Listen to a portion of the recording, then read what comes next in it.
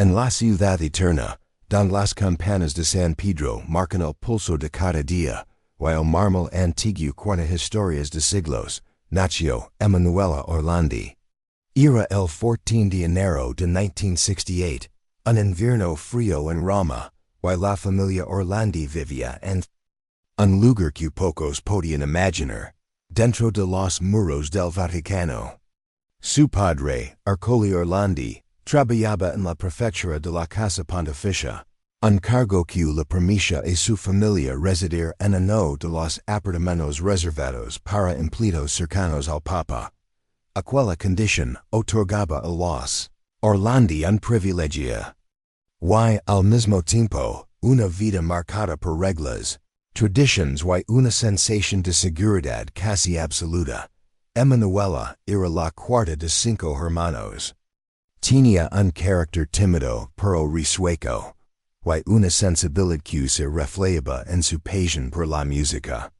Desde pequeña, se sintió atraída por los sonidos delicados de la flauta, un instrumento que ella misma eligió aprender. Asistía a clases en una escuela de música ubicada fuera de los muros vaticanos, y también formaba parte del coro de su parroquia. Sus días estaban llenos de estudios, melodías y paseos por los jardines papales, junto a sus amigas y lleno estat. Su madre, María, recordaba siempre cómo Emanuela pasaba horas, practicando una melodía hasta que sonara perfecta. No me gusta hacer las cosas a medias, decía la joven, una frase que, sin saberlo, se convertiría en un eco doloroso para su familia. Su entorno era profundamente religioso, pero Emanuela también era una adolescente como cualquier otra. Le gustaba la moda de los ecos 80, coleccionaba revistas, sacaba con y, de vez en cuando, discutía con sus padres por asuntos triviales. El verano de 1983 había legado caluroso a Roma, las calles hervían bajo el sol, y la ciudad se llenaba de turistas que venían a admirar el Coliseo, la Fontana di Trevi y, por supuesto, la majestuosa Plaza de San Pedro. Para Emanuela, esos días significaban más tiempo libre para practicar música y encontrarse con sus amigas. Sin embargo, el 22 de junio de ese año, una serie de pequeños acontecimientos se encadenarían hasta convertirse en uno de los misterios más oscuros de la historia contemporánea de Italia. Aquel miércoles comenzó como cualquier otro. Emanuela desayunó en la cocina familiar, charló brevemente con su madre, y se preparó para su lección de flauta en la escuela Tommaso Ludovico de Victoria, situada en el Instituto de Música Sacra, cerca de la Piazza Sant'Apollinare. Vestía una blusa blanca, un par de vaqueros oscuros, y llevaba consigo su flauta en una funda negra, junto a una carpeta con partituras. Antes de salir, hubo una pequeña discusión. Emanuela pidió permiso para ir con sus amigas después de la clase, pero su madre no estaba segura. Al final, como muchas veces, se llegó a un acuerdo, podía ir, pero debía regresar temprano, lo joven salió del Vaticano, por la Porta San Ana, y camino hasta la parada de autobús más cercana. El trayecto hasta la escuela era parte de su rutina. Conocía cada calle, cada escaparate, y cada esquina por donde pasaba. A las 16 o'clock comenzó su clase, que se desarrolló sin incidentes. Sin embargo, durante el descanso, Emanuela comentó algo extraño a una de sus compañeras. Un hombre, desconocido para ella, le había ofrecido un trabajo repartiendo productos de cosmética Avon. Segundo, la propuesta incluía asistir a un desfile de moda y recibir una buena paga por repartir folletos.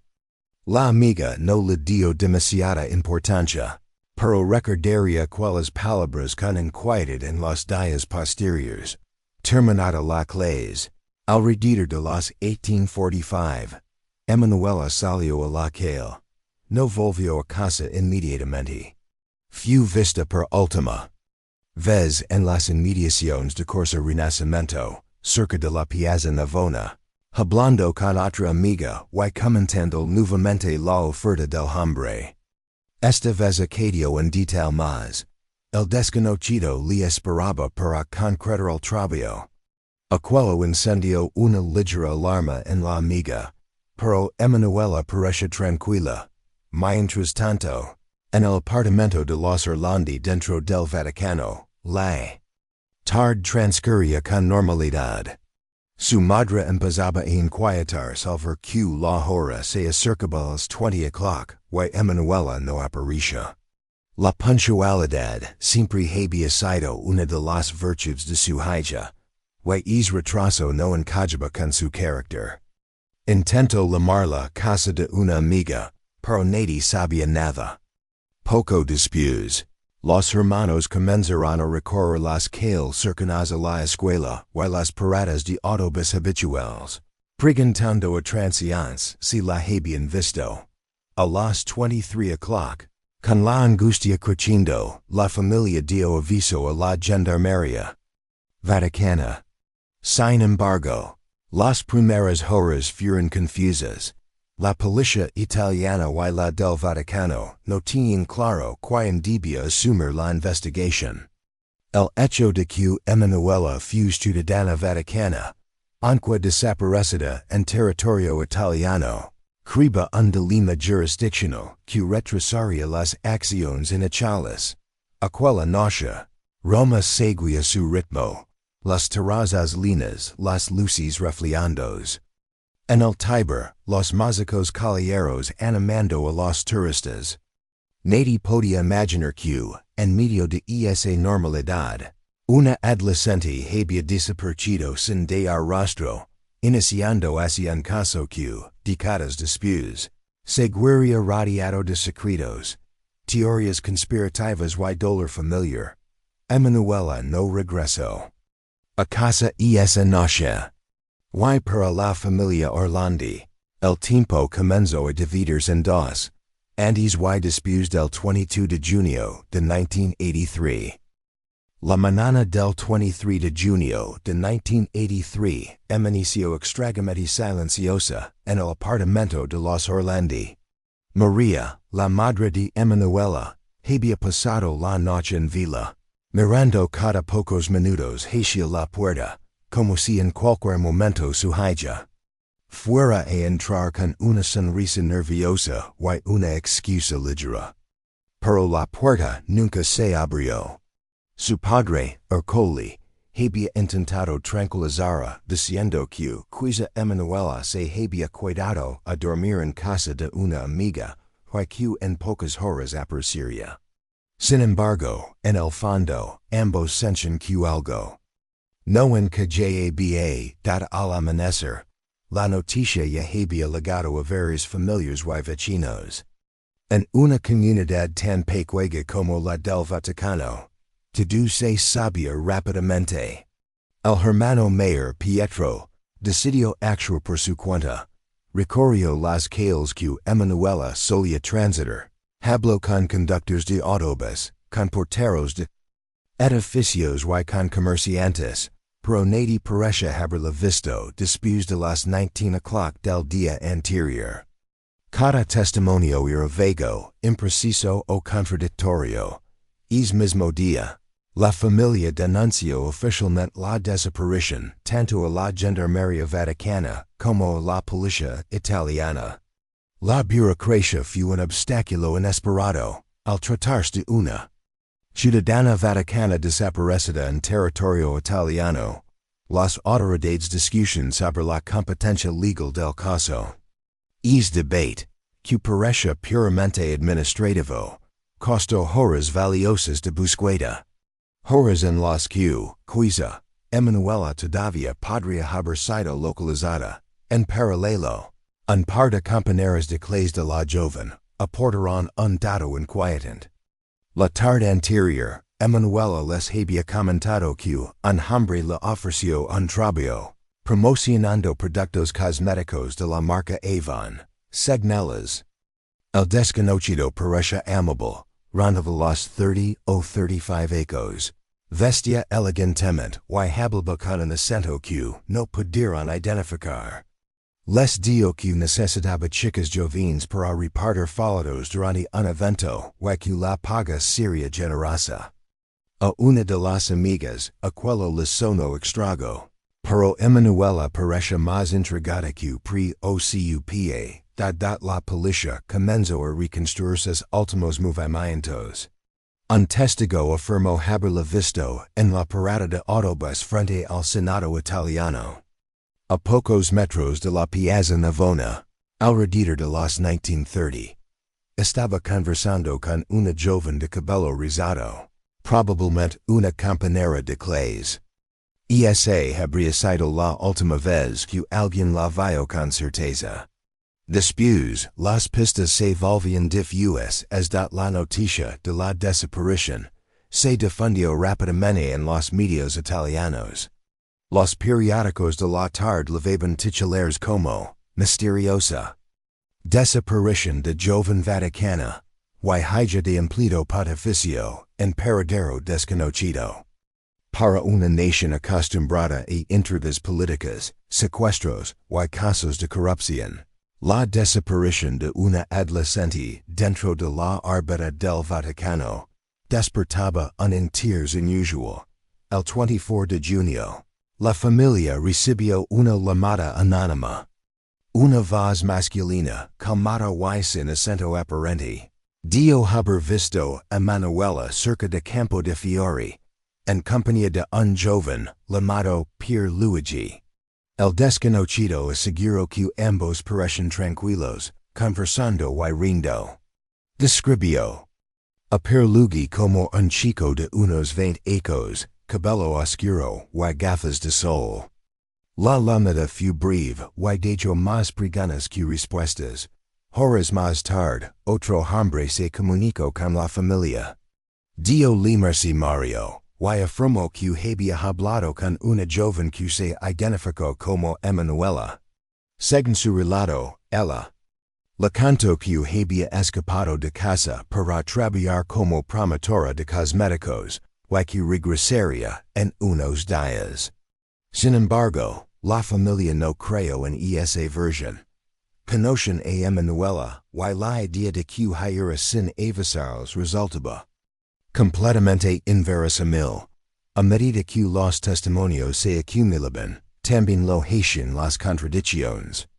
Algunos testigos aseguraban que la vieron sola, otros, acompañada. Algunos describían a un hombre joven, otros, a un adulto mayor con bigot. No había una línea clara que seguir. El 25 de junio, la tensión alcanzó un nuevo nivel. En la plaza de San Pedro, durante el rezo del Ángelus, el Papa Juan Pablo II hizo una mención pública al caso. Pidió a quien retuviera a Emanuela que la devolviera sana y salva a su familia, y apeló a la humanidad y el sentido cristiano de compasión. Aquellas palabras confirmaban algo que hasta ese momento se había dicho solo en susurros. Vaticano consideraba que Emanuela podía haber sido SECU extraditado ese mismo día. Un nuevo mensaje llegó a la familia a través de la prensa. Una persona que se hacía llamar el americano afirmó que Emanuela estaba viva y retenida como moneda de cambio. La condición para su liberación era la excarcelación de Mehmet Ali Aka, el hombre que en 1981 intentó asesinar al Papa Juan Pablo II. De repente, la desaparición de una adolescente se conectaba con uno de los eventos políticos más impactantes de la década. La policía italiana tomó nota, pero muchos investigadores se mostraron escépticos. Podría tratarse de un oportunista que usaba el caso para presionar al Vaticano. Sin embargo, la familia no podía descartar ninguna pista. Pietro, el hermano mayor, comenzó a recibir llamadas a todas horas. Algunas eran amenazas veladas. Otras, pistas falsas que solo aumentaban su desesperación. En esos días, la vida de la familia Orlandi se transformó en una sucesión de interrogatorios, ruedas de prensa, y noches sin dormir. La habitación de Emanuela permanece intacta, la cama hecha, las partituras sobre el escritorio, la flauta apoyada contra la pared. María, su madre, pasaba horas sentada allí, como si el simple hecho de estar rodeada por las cosas de su hija pudiera acercarla, mientras la familia luchaba por mantener la esperanza. Una sombra más oscura comenzaba a extenderse. Se hablaba de organizaciones criminales, de servicios secretos extranjeros, e incluso de una posible conexión con la banda de la Magliana, una notoria red mafiosa romana. El caso, que al principio parecía un asunto local, estaba adquiriendo proporciones internacional, y es la segunda semana de búsqueda, concluyó sin avances concretos. Los carteles con la foto de Emanuela empezaban a amarillar bajo el sol de Roma. La ciudad seguía su ritmo. Pero para los Orlandi, cada día sin noticias era un recordatorio insoportable de que su hija estaba en algún lugar desconocido. Y que el tiempo corría en su contra. El calor de julio caía implacable sobre Roma, cuando el caso Orlandi dio un giro inesperado. Habían pasado casi 2 semanas desde la desaparición de Emanuela y, aunque las pistas se multiplicaban, ninguna conducía a un desenlace concreto. La prensa llenaba sus portadas con titulares sensacionalistas, mientras la policía, el Vaticano y la familia parecían atrapados en un laberinto de versiones contradictorias. Sin embargo, el 3 de julio de 1983, un hecho marcaría un antes y un después en la investigación. Esa mañana, la agencia de noticias ANSA recibió un paquete anónimo. No contenía carta ni remitente, solo un cassette de audio y una breve nota mecanografía que decía, escándalo y sabren. El periodista encargado de revisarlo llevó el material a un reproductor y al pulsar el botón de reproducción, la redacción era quedó en silencio. En la grabación se escuchaba la voz de una joven. Su tono era débil, pasado, y parecía hablar bajo la influencia de sedantes o agotamiento extremo. Me llamo Emanuela Orlandi, decía la voz seguida. De una breve descripción física. Luego, acadir. Estoy detenida, pero estoy bien. Mis captors quieren que se cumplan sus peticiones, en la cinta. Un hombre con acento extranjero, algunos lo describirán como un italiano con influencias de Europa del Este, intervenía para dar más detalles. Emanuela sería liberada si el Vaticano intervenía para lograr la liberación de Mehmet Ali. Acá, el turco que había disparado al Papa Juan Pablo II en 1981, la voz masculina repite que la joven estaba sana, que la trataban correctamente, y que no se intentara un rescate, pues su vida podría correr peligro de la policía se apresuró a analizar la cinta. Expertos en fonética comparan la voz femenina con grabaciones caseras de Emanuela facilitadas por su familia. El resultado fue ambiguo. Había coincidencias claras en la entonación y ciertos rasgos fonéticos, pero la calidad del audio y la posible alteración de la voz impedían una identificación absoluta. Para María Orlandi no había duda. Aquella era su hija. La madre reconoció incluso la respiración nerviosa que Emanuela tenía cuando estaba asustada.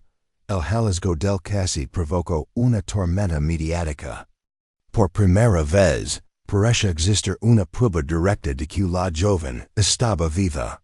La noticia recorrió Italia y, en pocas horas, llegó a agencias internacionales.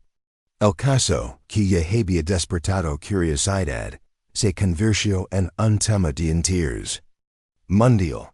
La posibilidad de que un grupo armado usara a una adolescente como moneda de cambio en un conflicto político de escala global generaba indignación y temor. En los días siguientes, aparecieron más llamadas misteriosas. Un hombre que decía representar un grupo de liberación internacional telefonó a la redacción de un periódico romano. Habló en términos calculados y fríos. Emanuela estaba en buenas condiciones, pero el Vaticano debía actuar rápido para liberar a ella. El interlocutor incluso sugirió un intercambio en un tercer país, bajo supervisión de la Cruz Roja. La policía grabó la llamada y notó un detalle. El hombre pronunciaba ciertas palabras con un acento turco evidente. Paralelamente, surgieron hipótesis más complejas. Algunos investigadores empezaron a sospechar que detrás del secuestro podía estar la banda de la Magliana, una poderosa organización criminal de Roma con conexiones en el Vaticano. Se especulaba que la banda podía estar presionando a la Santa Sede para recuperar grandes sumas de dinero perdidas en la quiebra del Banco Ambrosiano. Un escándalo financiero que había sacudido a la Iglesia en los ecos anteriores.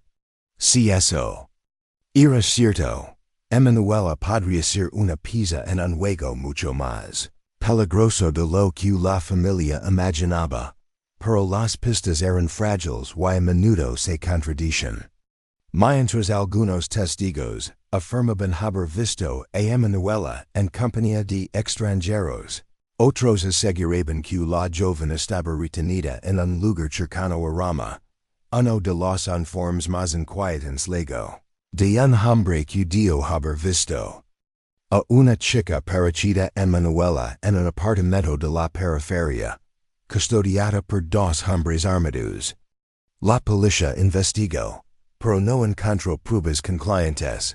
En medio de todo esto, otro elemento perturbador se sumó a la historia: la posible conexión con Mirella Gregori, una joven romana de 15 años desaparecida en circunstancias misteriosas.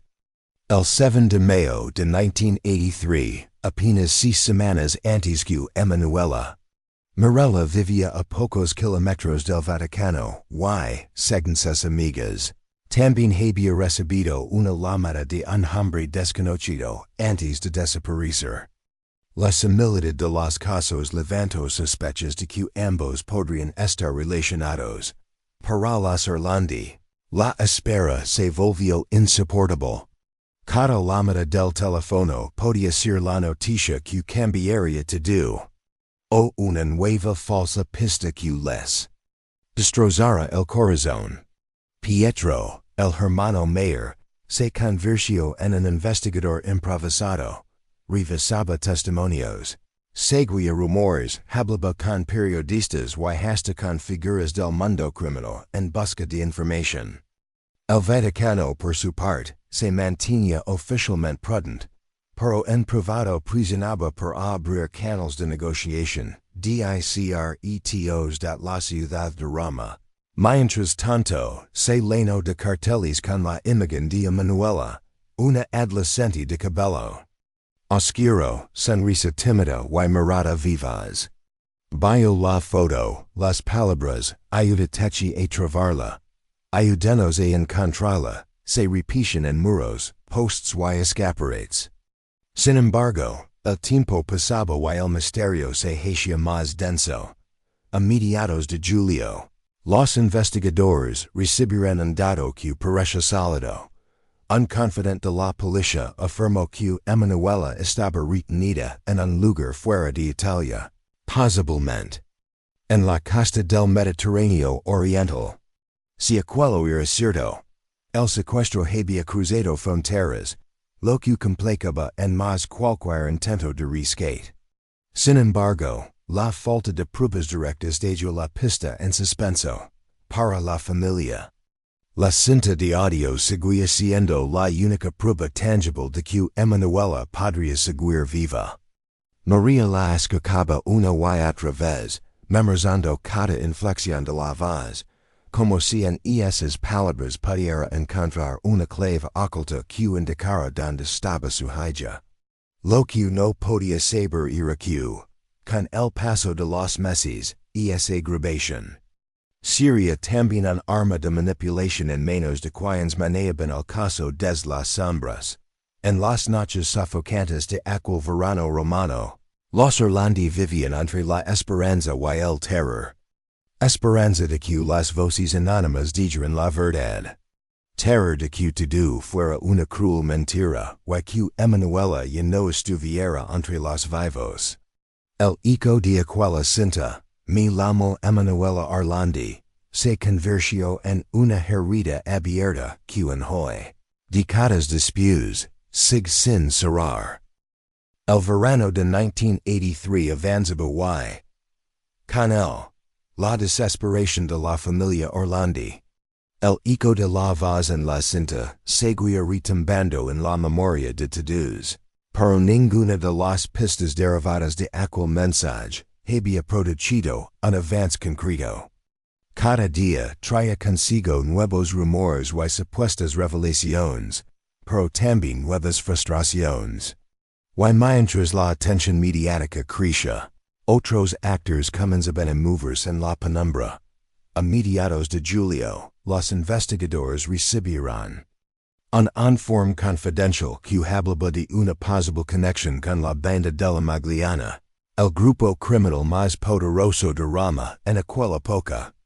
Esta organización no solo controlaba el tráfico de drogas y las apuestas ilegales, sino que mantenía lazos con sectores corruptos de la policía, de la política e incluso de la iglesia.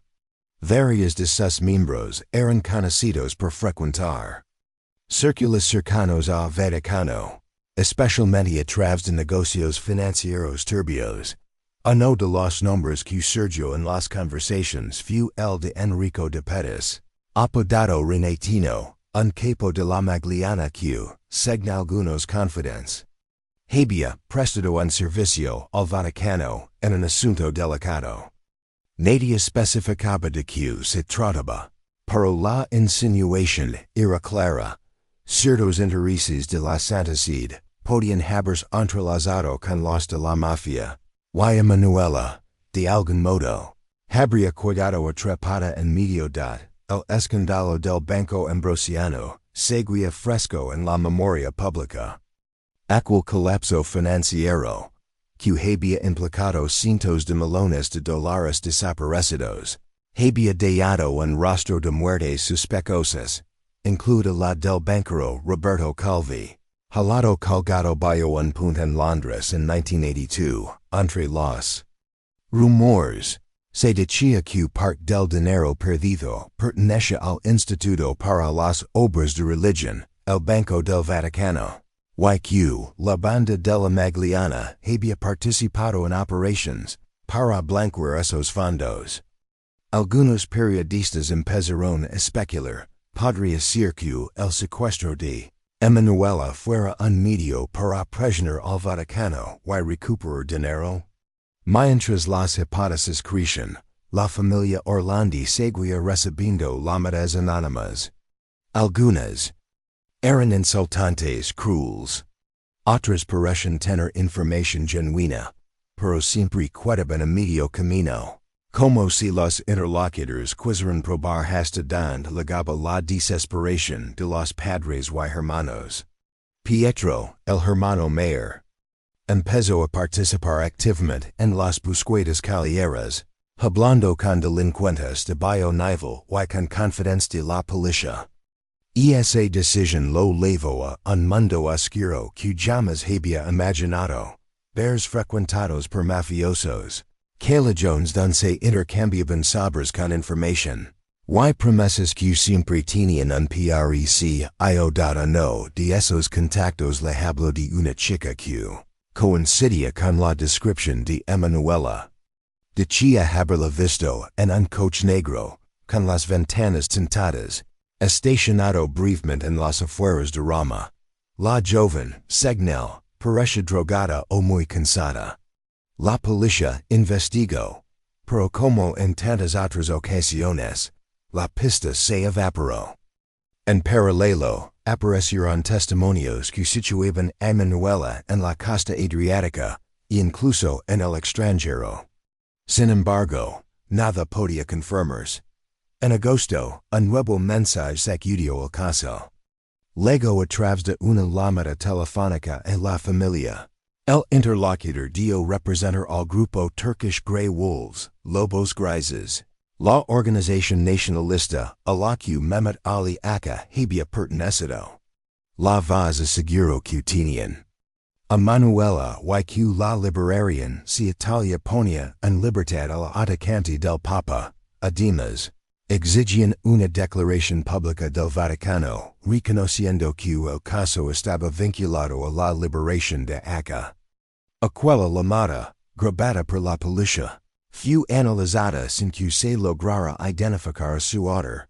En los medios, las teorías compiten entre sí. Versión política. Emanuela como ran para prisioner por la liberación de Aka. Versión mafiosa. Secuestro para chantajear al Vaticano por asuntos financieros. Versión mixta. Una colaboración entre grupos políticos y criminales. Nadie sabía cuál era la correcta, pero todas coincidían en algo. Emanuela estaba en el centro de una red mucho más grande de lo que su familia podía imaginar. Mientras tanto, la presión mediática sobre el Vaticano crecía.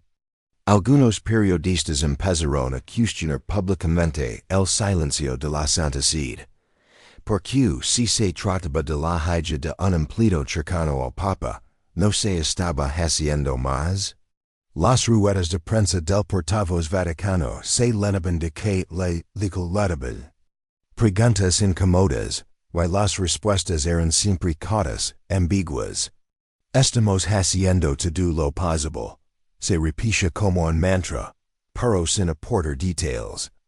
En septiembre, un detalle inquietante apareció en la investigación. Un sacerdote cercano a círculos de poder en la curia mencionó en una conversación privada que Emanuela está en buenas manos y volverá cuando se cumplan ciertas condiciones. Aquella frase, filtrada a la prensa, desató un torbellino de interpretaciones. ¿Significaba que el Vaticano sabía dónde estaba? ¿O era simplemente un comentario imprudente basado en rumores?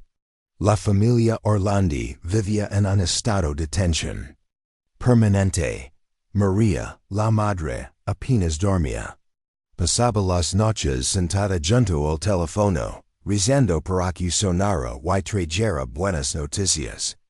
Pietro empezaba a perder la paciencia con las autoridades y no dudaba en decirlo ante las cámaras.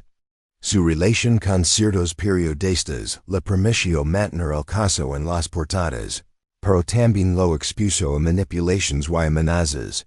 Con el paso de los meses, el caso empezaba a transformarse en un rompecabezas imposible.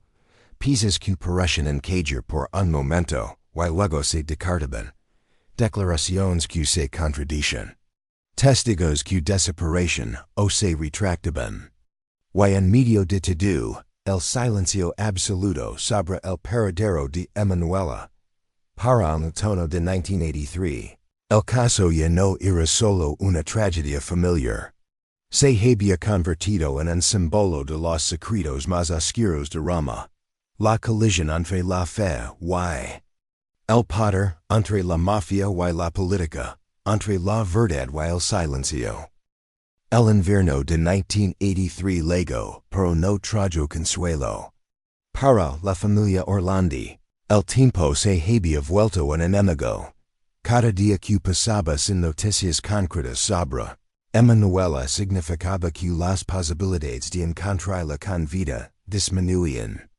El aire frío de Roma parecía congelar también las esperanzas. En diciembre, Las investigations oficiales se encontraban prácticamente estancadas.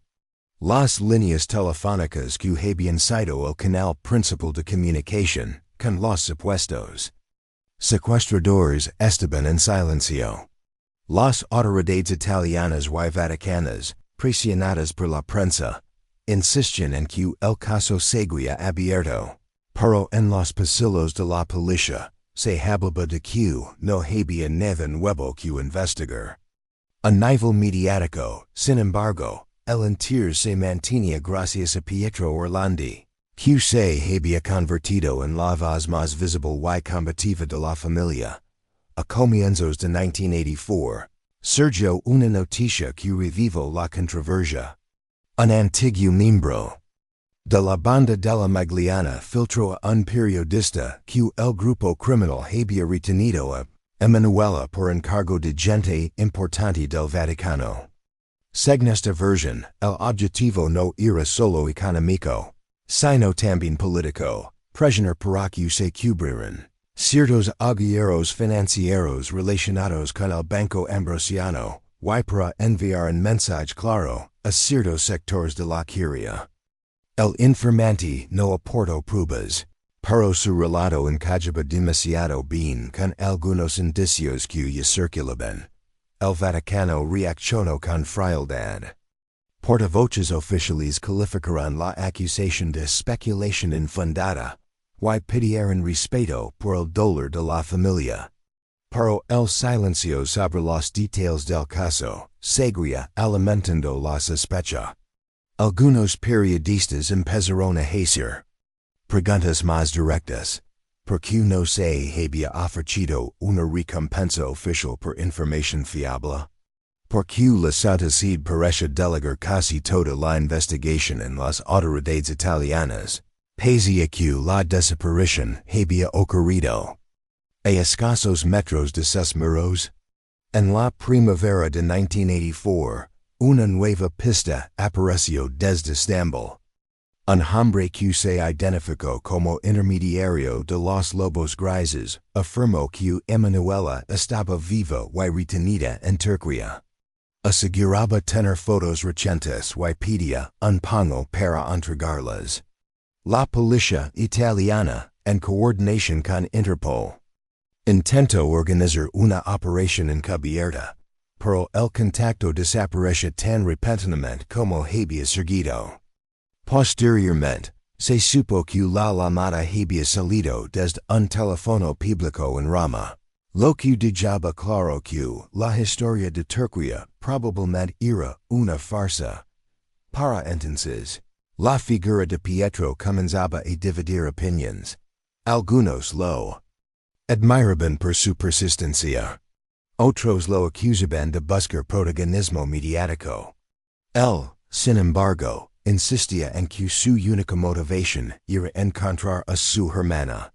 En una entrevista para la televisión italiana, dijo con voz firme, "Si Emanuela está viva, que sepa que no hemos dejado de buscarla en un solo día. Y si no lo está, que quien saben la verdad, tengan el valor de hablar. Es mismo año, surgirán rumores inquietantes sobre un intercambio fallido." Según una fuente anónima dentro de la policía, en los meses posteriores al secuestro se había intentado negociar discretamente con los captors, pero las conversaciones colapsaron cuando una de las partes cambió las condiciones a última hora. Nunca se supo si aquello fue real o un invento para explicar la falta de avances. En paralelo, el caso comenzaba a adquirir un tinte internacional más fuerte.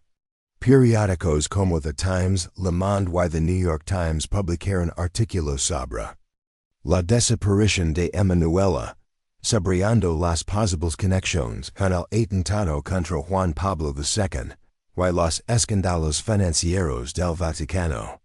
Cada publicación generaba una mezcla de esperanza y miedo en la familia. Esperanza de que la prisión internacional obligara a hablar a quien sabían algo. Miedo de que la verdad, si salía a la luz, fuera demasiado terrible, En otoño de 1984, un detalle aparentemente menor volvió a encender las sospechas. Un periodista de investigación afirmó que había visto documentos internos del Vaticano en los que se mencionaba a Emanuela como residente externa. Según esta clasificación administrativa se usaba para personas que, aunque vivían fuera, seguían bajo jurisdicción directa de la Santa Sede. La interpretación era inquietante. Significaba eso que el Vaticano había tenido contacto con ella después de la desaparición. La Santa Sede negó rotundamente tal afirmación. El ambiente en Roma se volvía cada vez más espeso. Había bares y cafés donde no se podía mencionar el nombre de Emanuela, sin que las conversaciones bajaran de tono o alguien hiciera un gesto de silencio. Los rumores de que su caso estaba protegido por intereses mayores corrían como un secreto a voces. Mientras tanto, Pietro comenzó a recibir advertencias veladas, llamadas nocturnas, cartas anónimas con recortes de periódico y frases como deja de buscar o no sabrás más de ella. Lejos de amedrentarlo, estas amenazas reforzaron su determinación, pero también aumentaron el miedo de sus padres, que temían perder a otro hijo. A finales de 1984, la investigación oficial había acumulado cientos de páginas de informes, pero pocas conclusiones sólidas. Las piezas encajaban solo en teorías que, sin pruebas, no podían sostenerse.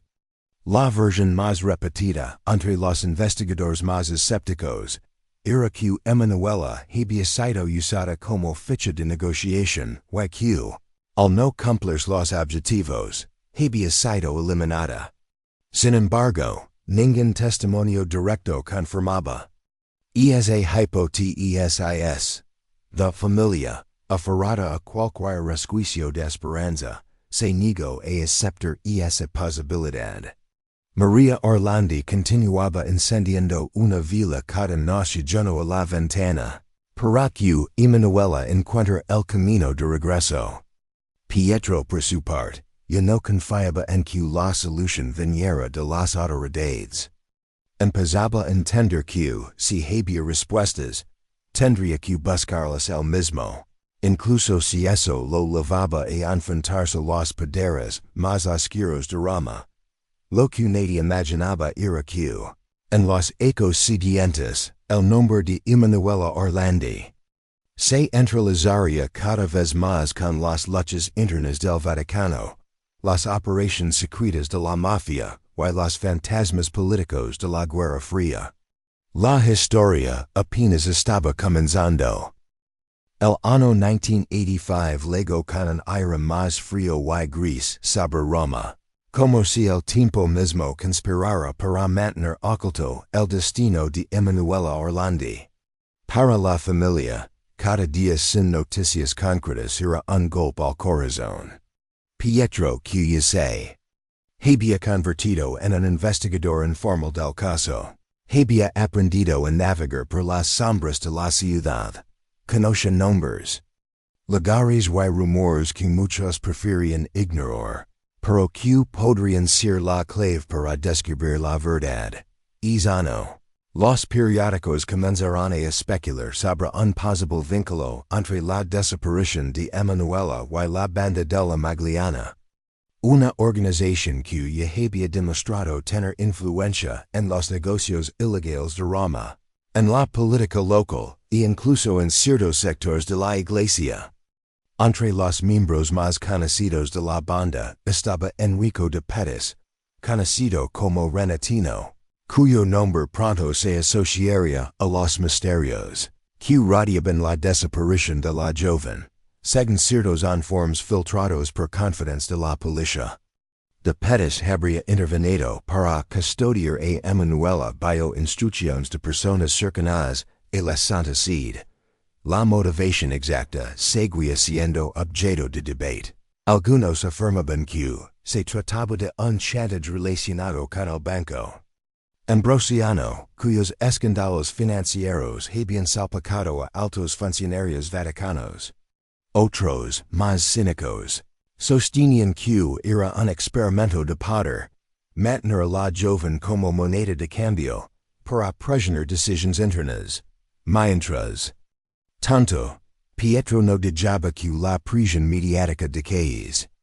En 1985, empezó a colaborar con periodistas de investigación internacionales, compartiendo información y reconstruyendo la línea temporal de Emanuela desde el 22 de junio de 1983.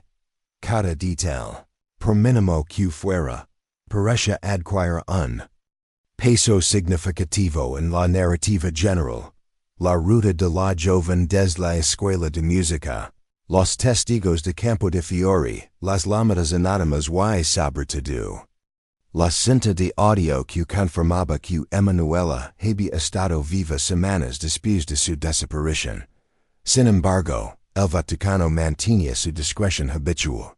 Las autoridades eclesiásticas insistían en que se estaba colaborando plenamente con las investigaciones, pero no ofrecían datos concretos. En los pasillos de la curia, según filtraciones posteriores, se discutió la posibilidad de que ciertas verdades no fueran reveladas nunca, por miedo al escándalo y al daño irreparable que podría causar a la institución. En 1986, un giro inesperado revivió el caso. El hallazgo de documentos internos que mencionaban a Emanuela como residente externa en la administración vaticana alimentó nuevas sospechas. Los documentos, aunque en apariencia, habían sido redactados en clave burocrática y sus interpretaciones eran múltiples. Algunos investigadores los vieron como una prueba de que el Vaticano sabía más de lo que decía públicamente. Otros, como un simple registro administrativo sin mayor relevancia. Pietro, decidido a seguir cada pista, comenzó a recibir información confidencial de ex-miembros de la banda de la Magliana, que buscaban limpiar su conciencia o protegerse de posibles represalias. Uno de estos testimonios señalaba que Emanuela había sido retenida en lugares discretos de Roma, cuidadosamente escogidos, para evitar ser detectados por la policía y por el público. Los sitios incluían apartamentos de la periferia, iglesias deshabitadas y edificios que, por su cercanía al Vaticano, ofrecían un velo de protección. A mediados de los años 80, el caso tomó un cariz más internacional. Los rumores sobre conexiones con los lobos grises de Turquía en relación con Mehmet Ali Aka seguían apareciendo en llamadas anónimas y cartas dirigidas a la familia. Algunos analistas comenzaron a sostener que la desaparición de Emanuela había sido manipulada por múltiples grupos, cada uno con sus propios intereses, unos políticos, otros criminales, y algunos posiblemente dentro de la misma iglesia. En 1987, un nuevo episodio estremeció a los investigadores. Una fuente anónima reveló que Enrico de Pettis había sido enterrado en la iglesia de Sant Apollinaire, un lugar de relevancia dentro del Vaticano, en circunstancias que parecen privilegios reservados a figuras de poder. La noticia generó especulaciones inmediatas. Era posible que el asesinato o desaparición de Emanuela estuviera vinculado a la protección de Pettis. Había una relación directa entre la banda criminal y ciertos sectores vaticanos que justificara un entierro tan especial. Durante ese mismo año, Pietro logró contactar a varios testigos que habían visto a Emanuela después de su desaparición inicial, aunque sus relatos eran fragmentarios y a veces contradictorios. Algunos afirmaban haberla visto cerca de edificios de oficinas que pertenecen a conocidos miembros de la mafia. Otros aseguraban haberla visto con adultos que podrían haber sido intermediarios de organizaciones extranjeras. Ninguna pista levaba directamente a undesenlas, pero la sensación de que Emanuela estaba viva, y en algún lugar bajo control de personas poderosas, se intensificaba. Por otro lado, la presión sobre el Vaticano aumentaba de manera sostenida. La familia Orlandi, apoyada por periodistas y activistas, exigía transparencia, mientras la institución mantenía su postura de prudencia extrema. Cada declaración pública estaba medida para no revelar detalles sensibles, lo que a su vez alimentaba teorías conspirativas y sospechas sobre encubrimientos deliberados. El caso Orlandi, para aquel momento, ya no era solo la tragedia de una familia. Había trascendido a los círculos de poder de Roma, mezclando religión, política y crimen organizado. Los secretos que rodeaban a la desaparición se habían vuelto tan densos que cada nuevo dato podía interpretarse de múltiples formas, generando una red de teorías que, hasta el día de hoy, sigue siendo difícil de desentrañar, mientras la ciudad seguía su rutina, y los turistas pasaban despreocupados por las calles de Roma. La familia Orlandi vivía atrapada en un limbo de incertidumbre. Cada día sin noticias concretas era un recordatorio del poder que tenían quienes manejaban los hilos desde las sombras, y del largo camino que quedaba por recorrer para descubrir la verdad sobre Emanuela. El inicio de los ecos 90 trajo consigo un aire de desesperanza y frustración para la familia Orlandi. Décadas habían pasado desde la desaparición de Emanuela, y la ciudad de Roma, aunque siempre consciente del caso, parecía avanzar con indiferencia respecto al destino de la joven. Sin embargo, la familia no cesaba en su búsqueda, y la figura de Pietro se mantenía como el vínculo más activo entre la historia de Emanuela y el mundo exterior. Durante esos ecos, nuevas filtraciones comenzaron a emerger, algunas de fuentes judiciales y otras directamente desde exmiembros de la banda de la Magliana. En muchas ocasiones, las declaraciones eran contradictorias y carecían de pruebas contundentes, pero todas tenían un punto en común: apuntaban a la influencia de Pettis y de otros miembros de la banda en el manejo del secuestro.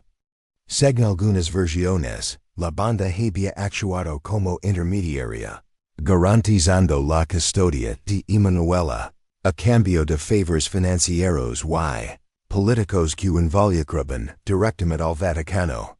Los medios internacionales empezaron a publicar reportajes que vinculaban directamente la desaparición con oscuros manejos financieros y la política interna de la Iglesia. Los escándalos del Banco Ambrosiano seguían siendo un punto de referencia.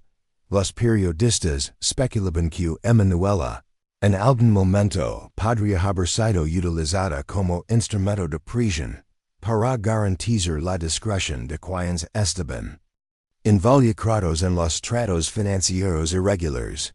La combinación de crimen organizado, política y religión daba al caso un aura de intriga imposible de ignorar. En 1993, un ex-miembro arrepentido de la banda de la Magliana decidió hablar, bajo condición de anonimato. Relató que de Pettis había protegido Emanuela durante un tiempo en propiedades discretas de la organización, algunas situadas en la periferia de Roma. La joven, según este testimonio, estaba viva y relativamente bien tratada durante ese periodo, pero el control sobre ella estaba sujeto a decisiones que involucraban a miembros influyentes de la Iglesia. La declaración, publicada en medios italianos, generó un nuevo revuelo. La opinión pública exigía explicaciones claras y la familia Orlandi renovó su presión sobre las autoridades y sobre el Vaticano. Pietro, en paralelo, comenzaba a recopilar documentos que indicaban posibles irregularidades en los registros oficiales de la Santa Sede. Entre ellos, Se encontraban informes internos, donde Manuela aparecía con un estatus de residente externa, y referencias ambiguas a panos y movimientos de personas vinculadas con la banda de la Magliana. Aunque ningún documento confirmaba su paradero, la acumulación de indicios reforzaba la hipótesis de que la joven había sido utilizada como ficha en un entramado de intereses cruzados. Entre 1995 y 1997, surgieron rumores sobre cartas y comunicaciones que nunca llegaron a la prensa ni a la familia, pero que algunos periodistas aseguraban haber consultado. Estas supuestas cartas mencionaban a Emanuela y su situación de reclusión en edificios discretos, administrados por intermediarios del Vaticano y la banda. La veracidad de estos documentos nunca pudo confirmarse, pero alimentaron la narrativa de que la desaparición estaba cuidadosamente gestionada y no era un acto aleatorio. En 1998, un giro inesperado sacudió a los medios. La tumba de Enrico de Pettis fue localizada dentro de la iglesia de Santa Apollinare, en Roma. La elección de un entierro dentro de un espacio tan significativo generó preguntas inmediatas. ¿Por qué un capo mafioso estaba enterrado dentro de un lugar vinculado al Vaticano? Algunos investigadores especularon que su influencia y colaboración con ciertos sectores de la iglesia había sido tan determinante que se le concedió un privilegio reservado a personajes de poder. La conexión con la desaparición de Emanuela no era directa, pero el simbolismo era inquietante. Durante los ecos siguientes, la familia Orlandi continuó recibiendo pistas, cartas anónimas y llamadas misteriosas, algunas de las cuales insinuaban que Emanuela podría estar viva. Pietro mantuvo reuniones con periodistas internacionales, abogados y exmiembros de la mafia, tratando de reconstruir la red de influencias que había operado en Roma desde su desaparición. Cada nuevo dato, por mínimo que fuera, se convertía en una pieza del rompecabezas que, a pesar de su extensión, nunca lograba completarse. Los investigadores que revisaban el caso a nivel oficial encuentran obstáculos significativos, documentos desaparecidos, registros inconsistentes, y la negativa de ciertos funcionarios a declarar. La interacción entre crimen organizado, política y poder religioso había creado una estructura impenetrable. La posibilidad de obtener un testimonio directo de los responsables se volvía cada vez más remota. Y la familia Orlandi comprendía que la lucha no solo era por encontrar a Manuela, sino por descubrir la verdad detrás de un entramado de secretos que había envuelto a la ciudad durante ecos. El caso, ya histórico, comenzó a simbolizar algo más que la desaparición de una adolescente. Representaba la colisión entre poder y vulnerabilidad, entre lo visible y lo oculto. La atención mediática internacional se mantuvo viva, pero las respuestas concretas eran escasas. Roma, con su historia milenaria y sus calles cargadas de misterio, parecía haber guardado a Emanuela en el lugar más impenetrable de todos, entre sus sombras. En los últimos ecos del siglo XX, la familia Orlandi mantuvo firme su búsqueda.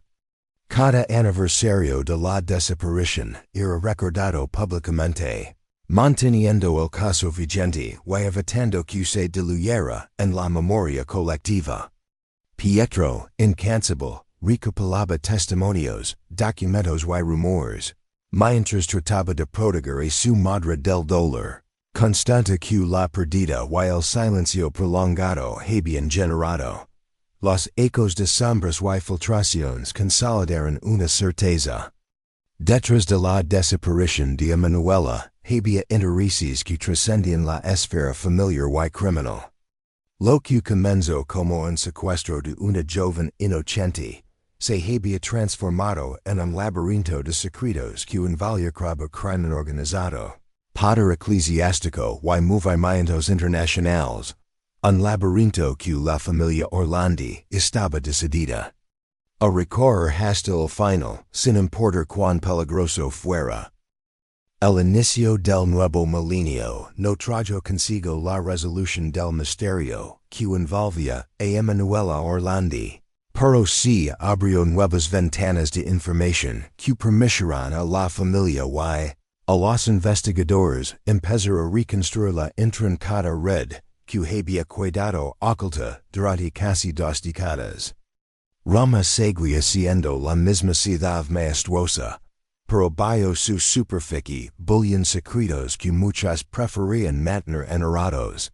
En 2003, un documento filtrado desde archivos internos del Vaticano caso reveló, mencionaba Emanuela en relación con pagos y movimientos administrativos, que involucraban propiedades y personas vinculadas a la banda de la Magliana. La filtración no explicaba el contenido completo, pero las insinuaciones eran suficientes para que periodistas de investigación reabrieran el caso con fuerza.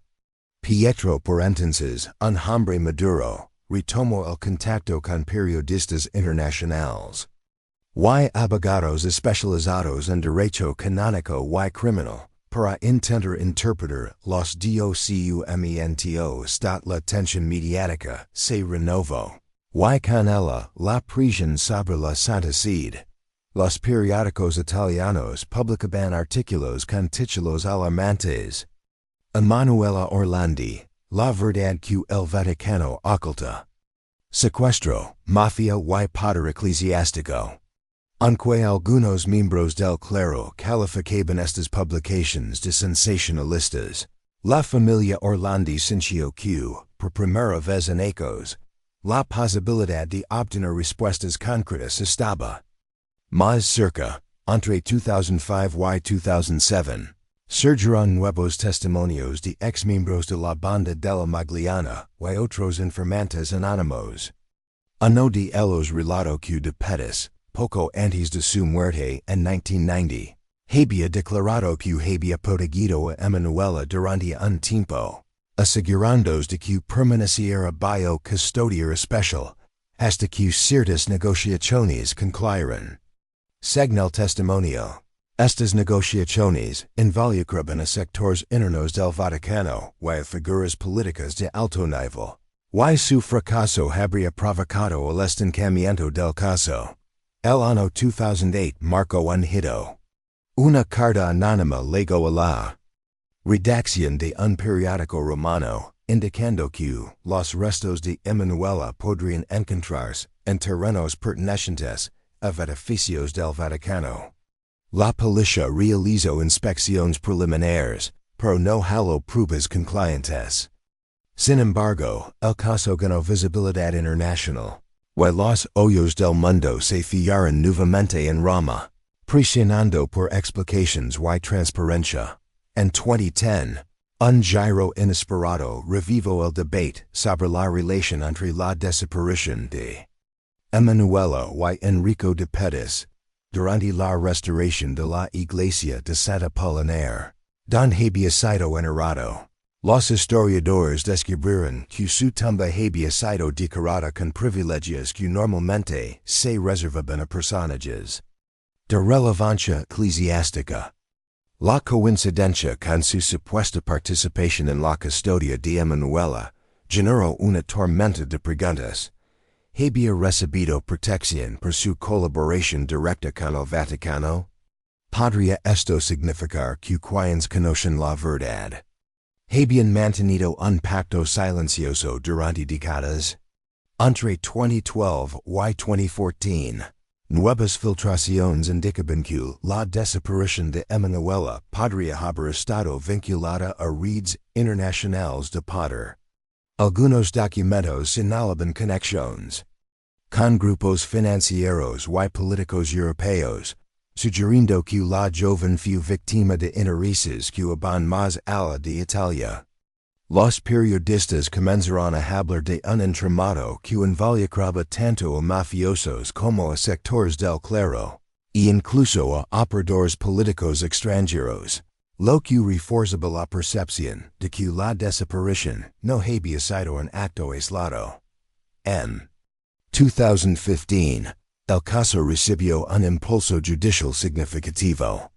La familia Orlandi, apoyada por abogados especializados, logró que ciertos documentos secretos fueran revisados por tribunales italianos. Estos archivos incluyen listas de contactos de detalles y correspondencia entre miembros de la banda de la Magliana y la Santa Sede, aunque muchas secciones estaban tachadas. El acceso parcial a la información permitió reconstruir patrones y reforzar la hipótesis de que Emanuela había sido mantenida bajo custodia de manera deliberada durante años. Pietro, ahora un veterano investigador civil, comenzó a compilar un archivo exhaustivo de todos los testimonios, filtraciones y documentos descubiertos hasta ese momento. Su objetivo no solo era encontrar a su hermana, sino crear un registro que no pudiera ser ignorado por la justicia ni por los medios. La acumulación de evidencia empezó a formar un mapa completo de relaciones, mafias locales, figuras eclesiásticas, políticos y organizaciones extranjeras. En paralelo, surgieron voces críticas dentro del Vaticano.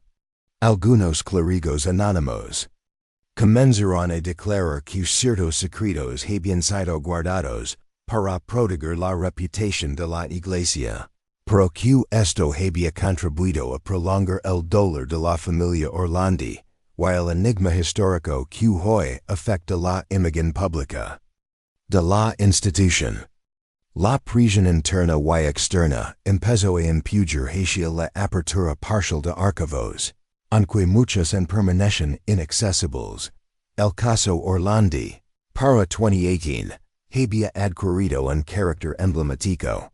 No era solo la historia de una adolescente desaparecida, sino el relato de cómo poder, secreto y crimen podían entrelazar para mantener un misterio durante décadas.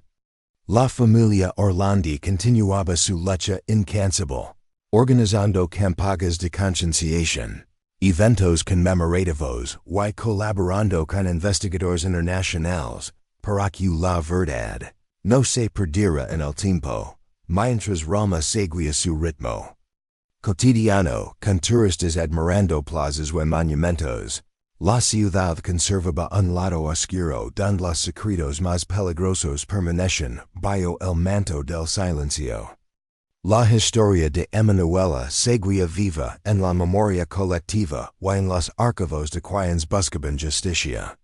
Cada filtración, cada testimonio y cada documento acercaba un poco más a la verdad, aunque el desenlace seguía siendo incierto. Para la familia, cada año que pasaba reforzaba la certeza de que la única manera de honrar la memoria de Emanuela era continuar la búsqueda incansable. Lo que comenzó como un secuestro de una adolescente se había convertido en una compleja investigación que atravesaba fronteras, organizaciones y siglos de secretos acumulados. Roma, con su belleza y sus sombras, seguía siendo testigo silencioso de un misterio que parece no tener fin. El final de la década de 2010 y los primeros ecos de 2020 trajeron consigo un renovado interés internacional por la desaparición de Emanuela Orlandi. Décadas de silencio y misterio habían convertido su caso en uno de los enigmas más debatidos de Italia, y la presión mediática y judicial obligó a las autoridades a tomar medidas que, hasta ese momento, parecen imposibles. En 2018, un nuevo giro del caso captó la atención de todos. El Vaticano permitió el acceso parcial a ciertos archivos internos relacionados con la banda de la Magliana y la familia Orlandi. Anque gran parte de los documentos permanecen celados o tachados. La apertura parcial fue interpretada como un gesto de transparencia sin precedentes. Pietro, que para entonces era considerado la voz oficial de la familia, se convirtió en uno de los principales observadores del proceso, asegurándose de que los datos no se perdieran ni fueran manipulados. Entre los documentos revelados, aparecieron notas que mencionaban a Enrico de Pettis, y su participación en operaciones que podrían haber tenido relación directa con la custodia de Emanuela. Algunos historiadores y periodistas afirmaron que la conexión entre la banda criminal y ciertos sectores del Vaticano era más profunda de lo que se había sospechado hasta entonces. Aunque no se encontraron pruebas definitivas sobre el paradero de Emanuela, las referencias a de Pettis y a otros intermediarios reforzaban la teoría de que su desaparición había sido cuidadosamente gestionada por ecos. En 2019, un suceso inesperado volvió a encender la controversia, la exhumación de la tumba de Pettis en la iglesia de Santa Polinaire. La medida fue tomada por órdenes judiciales, con el objetivo de verificar si existen indicios que pudieran relacionar al capo mafioso con la desaparición de Emanuela. Los expertos forenses examinaron cuidadosamente los restos y encontraron evidencia de prácticas funerarias inusuales para alguien de su condición, lo que reforzó las sospechas sobre la protección especial que había recibido por parte de ciertos sectores eclesiásticos. Mientras tanto, Pietro continuaba su incansable labor de compilación de testimonios. Algunos exmiembros de la banda de la Magliana, ahora mayores y conscientes de que la impunidad se había reducido, comenzaron a ofrecer detalles más precisos sobre los movimientos de Emanuela. Según algunos relatos, la joven había estado retenida en distintos lugares, desde apartamentos discretos en la periferia de Roma hasta propiedades vinculadas a intermediarios del Vaticano. Sin embargo, los testimonios eran fragmentarios y, en muchos casos, contradictorios, lo que dificultaba establecer un hilo conductor confiable. Entre 2021-2021, el caso tomó un matiz más político y mediático. Las redes sociales y los medios digitales contribuyeron a mantener viva la historia y cada filtración, cada nuevo testimonio o cada declaración oficial era inmediatamente difundida y discutida en foros internacionales. Pietro utilizó estas plataformas para mantener la presión sobre las autoridades, asegurándose de que el caso no se olvidara. Un punto crucial se produjo en 2022, cuando un periodista italiano afirmó haber tenido acceso a cartas internas del Vaticano que mencionaban a Emanuela y a ciertos contactos especiales que habrían supervisado su custodia. Aunque la autenticidad de las cartas era objeto de debate, su existencia revivó la esperanza de la familia Orlandi y generó nuevas investigaciones judiciales. En paralelo, la opinión pública empezó a cuestionar nuevamente el papel del Vaticano en la gestión del caso. Algunos clérigos reconocieron, bajo anonimato, que había habido errores y omisiones significativas en las primeras investigaciones, así como la necesidad de proteger la reputación de la Iglesia, lo que podría haber influido en la falta de transparencia durante décadas. La presión por la apertura de archivos y por la investigación de todos los involucrados aumentó. Notablemente, a finales de 2022, un testimonio sorprendente surgió des círculos cercanos, antiguos miembros de la banda de la Magliana, se afirmaba que Emanuela había sido retenida por un tiempo prolongado y que ciertos acuerdos con la Iglesia habrían definido su destino. La información, aunque no completamente verificable, coincidia con patrones observados en filtraciones anteriores, custodia prolongada, intermediarios poderosos y un entramado de intereses que cruzaba lo criminal, lo político y lo religioso. Mientras tanto, la familia Orlandi no cesaba en sus esfuerzos. Cada aniversario de la desaparición se convirtió en un acto público de recuerdo y protesta, asegurándonos de que la historia de Emanuela permaneciera en la memoria colectiva y no fuera diluida por el tiempo. Pietro, en entrevistas y conferencias, insistía en que la verdad debía salir a la luz, no solo para la familia, sino para toda la sociedad italiana, que tenía derecho a conocer los secretos que habían permanecido ocultos durante décadas.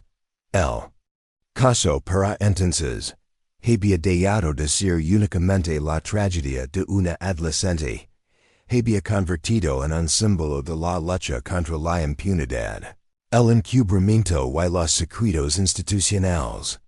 Cada nueva filtración, cada investigación judicial, y cada testimonio contribuye a reconstruir una historia que parece más compleja que cualquier novela de misterio. Donde Roma, con su historia milenaria, seguía siendo testigo silenciosa de un enigma que no encontraba respu existía. La búsqueda de Emanuela, sin embargo, continuaba. Para la familia, cada día era un recordatorio de la injusticia y del misterio que persistía. Y mientras las sombras del pasado se entrelazaban con los documentos, los testimonios y los silencios de los poderosos, la pregunta seguía vigente. ¿Qué le había ocurrido realmente a Emanuela Orlandi? Y quiénes eran los responsables de mantener su destino en secreto durante tantos años. A medida que avanzaba la década de 2020, la desaparición de Emanuela Orlandi seguía siendo un misterio que desafiaba a historiadores, periodistas y autoridades por igual. Décadas de investigaciones, filtraciones, testimonios y rumores habían dado un rostro complejo que conectaba crimen organizado, política y poder religioso en un laberinto aparentemente sin salida. Sin embargo, los esfuerzos incansables de la familia Orlandi y de investigadores independientes comenzaban a arrojar nuevos indicios.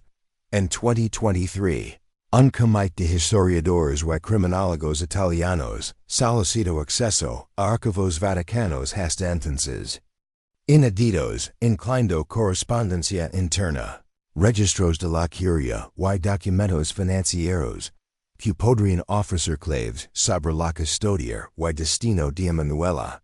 Las autoridades del Vaticano accedieron parcialmente, bajo estrictas condiciones de confidencialidad.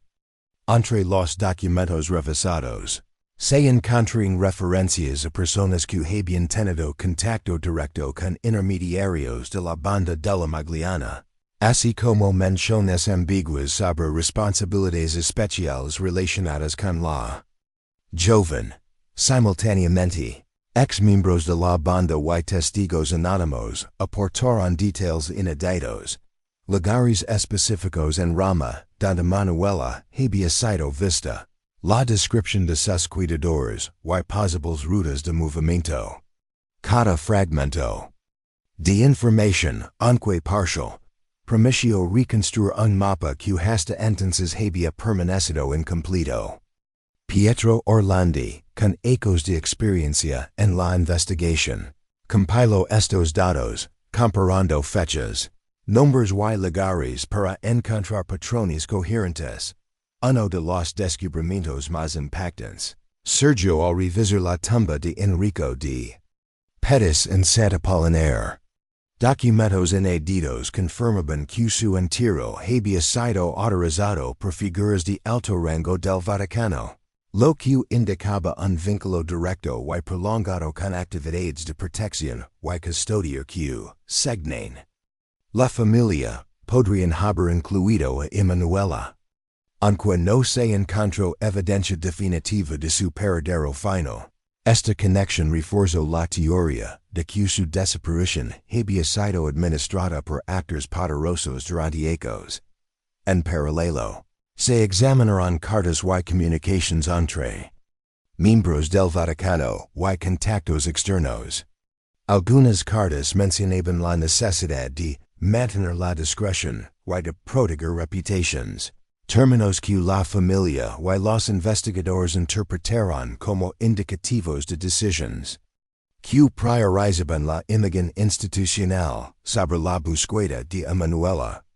La documentación revelaba también la existencia de negociaciones internas, retrasos deliberados y posibles encubrimientos que prolongaron el misterio por décadas.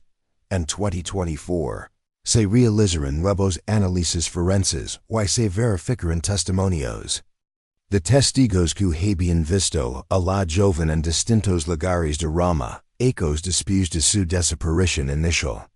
Aunque la información era fragmentaria y muchas veces contradictoria, sirvió para confirmar que Emanuela estuvo retenida durante un periodo prolongado.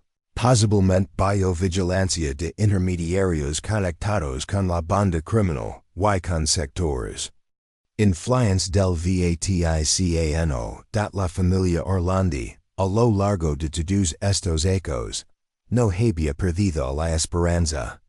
Cada filtración, cada archivo revisado y cada testimonio nuevo reforzaba la convicción de que la verdad podía ser finalmente revelada.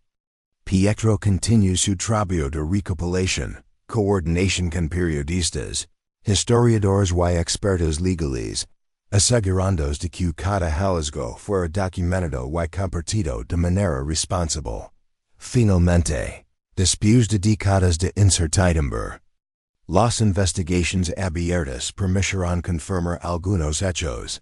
Emanuela fue retenida durante años, bajo custodia de personas vinculadas tanto a la banda de la Magliana como a ciertos intermediarios del Vaticano. Los detalles precisos sobre su destino final permanecen parcialmente desconocidos, pero la acumulación de evidencia apunta a la complejidad de un encubrimiento que involucró intereses criminales, políticos y religiosos. La historia de Emanuela Orlandi se convirtió así en un símbolo de la lucha por la verdad y la transparencia frente a estructuras de poder que operan en secreto.